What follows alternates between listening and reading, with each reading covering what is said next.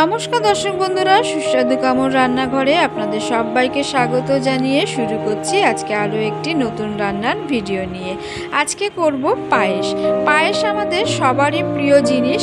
আমরা যে কোনো শুভ কাজে পায়েস করে থাকি, সে জন্মদিন বলুন বা যে কোনো পুজোতেই বলুন না কেন, পায়েস আমাদের ঘরে ঘরেই হয়ে থাকে। শীতকালে তো আমরা গুড়ের পায়েস খাই, এমনি সময় চিনি দিয়ে পায়েস খাই, কিন্তু এবারে গুড় দিয়ে চিনি দিয়ে বাদ দিয়ে এবারে একবার বাতাসা দিয়ে খেয়ে দেখুন। এর স্বাদ মুখে লেগে থাকবে, একবার খেলে বারবার খেতে ইচ্ছা করবে। গুড় তো সবসময় পাওয়াও যায় না, কিন্তু বাতাসা সবসময় পাওয়া যায়। যখন খুশি তখন এইভাবে বাতাসা দিয়ে পায়েস তৈরি করে ফেলুন। চলুন শুরু করা যাক। আমি এখানে গোবিন্দভোগ চাল নিয়েছি তেজপাতা আর এলাচ। এখানে আছে কাজু, কিশমিশ আর যেটা বাতাসা দরকার সেটা। এখানে নিয়েছি আমি রিচ মিল্ক 1 লিটারের মতন। আপনারা চাইলে যে কোনো দুধেই করতে পারেন।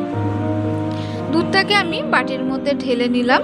এবারে আমি এখানে 1 লিটার দুধের জন্য আমি 100-র একটু কম চাল নিয়েছি।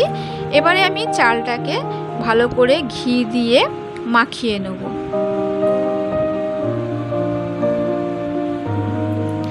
হাফ চামচের মতন আমি ঘি নিয়েছি। এবারে ঘিটাকে আমি মাখিয়ে আধ ঘন্টার মতন রেখে দেবো, তাহলে চালের ভিতরে ঘিয়ের যে গন্ধটা থাকবে সেটা ভালো করে মিশে যাবে।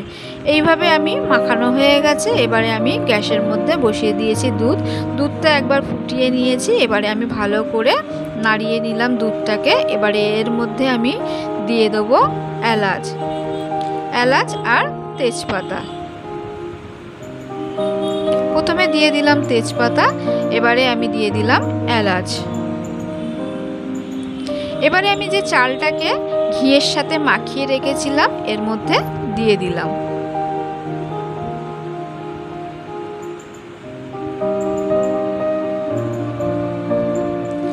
চাল দেওয়া হয়ে গেছে। এভাবে কিন্তু এবারে দুধটাকে ভালো করে এইভাবে নাড়াচাড়া করতে হবে। দুধ কিন্তু নাড়াচাড়া বন্ধ করলে চলবে না। এইভাবেই বারবার করে নাড়াচাড়া করতে হবে যতক্ষণ না চালটা সেদ্ধ হচ্ছে।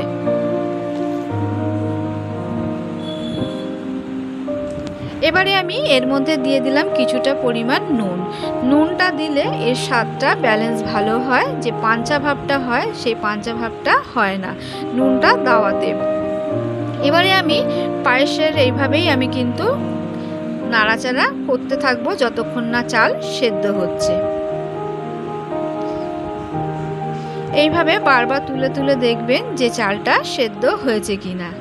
চালটা যখন ফেটে যাবে তখন আমি এর মধ্যে দিয়ে দেবো বাতাসা।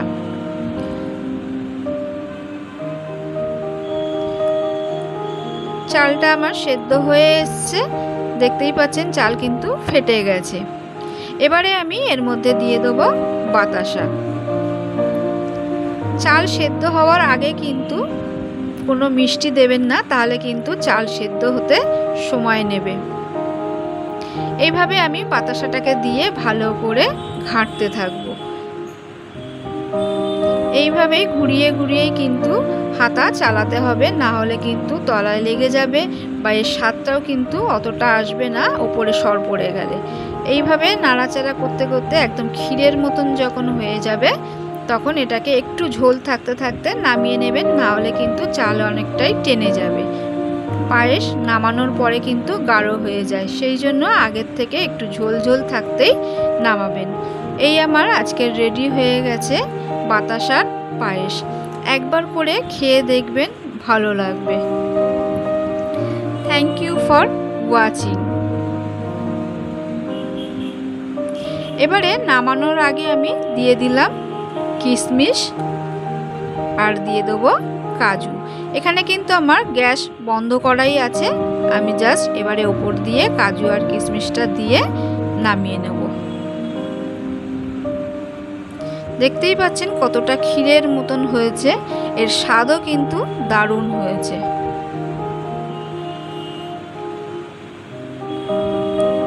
এইভাবে একবার করে খেয়ে দেখবেন, অবশ্যই ভালো লাগবে। ভালো লাগলে কমেন্টে কিন্তু আমাকে জানাবেন কেমন লাগলো।